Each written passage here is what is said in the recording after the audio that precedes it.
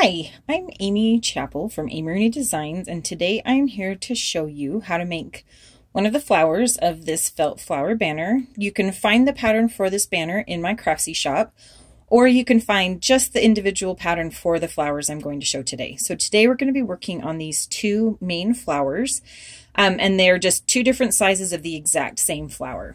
So today we're going to make it in this turquoise felt. You'll need a color of felt for your petals. You'll need a 2-centimeter felt ball, and then you'll need a color of felt for the fringe that goes around your felt ball. And in the pattern, it'll show you the directions for how to cut the sizes of these for this exact size of flower.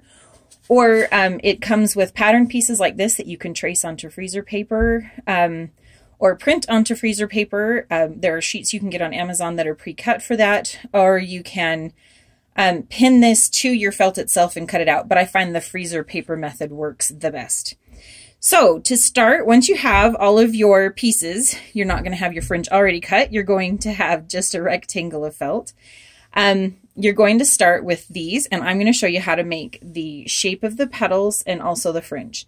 So the first thing you're going to do is take your rectangle and a sharp pair of scissors, and you're just going to cut a fringe all the way down the long side of it, and you're going to go about 3/4 of the way through, a little more than half, but not all the way through. If you do go all the way through, don't worry about it. You can always hot glue the pieces as you go around your felt ball. So you're going to do that all the way down your strip until it looks like that.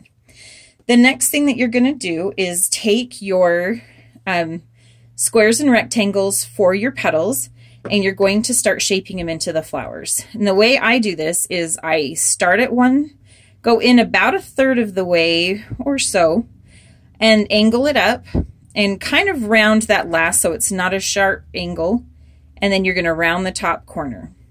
And then I flip it over and do the exact same action again. So 1/4 of the way, 1/3 of the way over, angle it up, and then round the top corner. Now, your petals, if you're doing it this way, aren't going to be exactly the same every single petal, but they aren't in nature either. And the other thing I wanted to mention when you're doing this is you want your petals, your larger petals, to be wider rather than taller. So instead of rounding these two corners and angling these two, you're going to have it the long way and angle these two corners and round the top two corners. So once you have all of those done, we're ready to start building our flower. You're going to need a hot glue gun. And I like to work with a low temperature glue gun if I can. It just saves on burns, but you work with what you can. So you're going to run on your fringe strip, you're going to start with a really thin line of glue across the bottom, and you're going to roll it around your felt ball. I like to line up the fringe with the top of my felt ball and then just kind of run it all the way around. Now, depending on how thick you did your glue,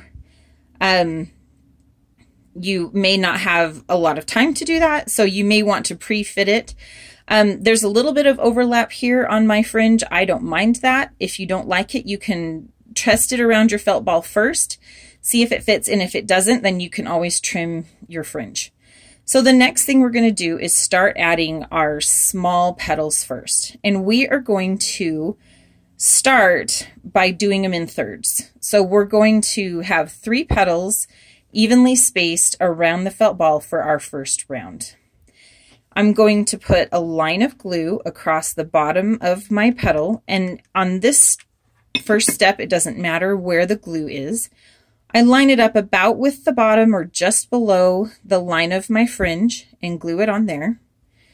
And then I'm going to repeat that for my first layer.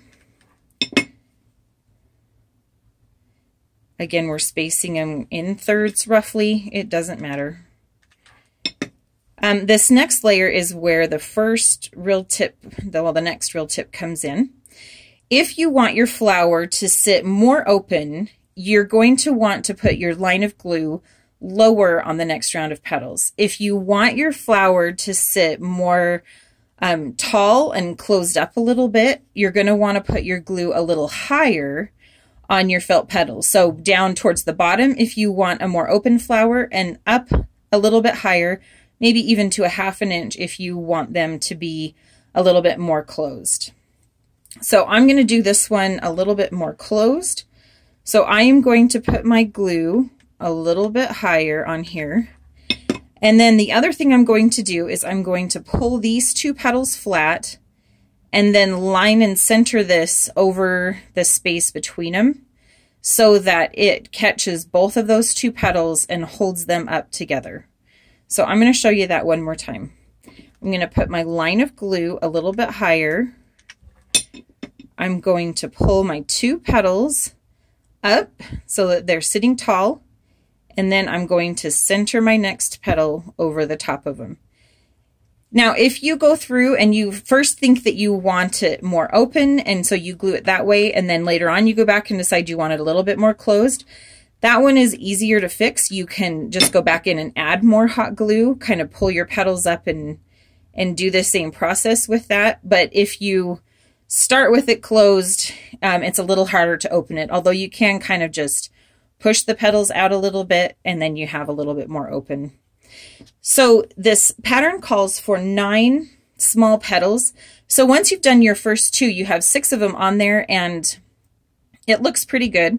So I just take the next 3 and I sort of just kind of fill it in where I kind of want to. I don't really space them, but the tip is to make sure that your tops of your petals are kind of lining up with each other so that they don't cross over each other. So once you have the larger petals on there, you just do the same thing, fill in the gaps and stagger them around, and then your flower will look like this.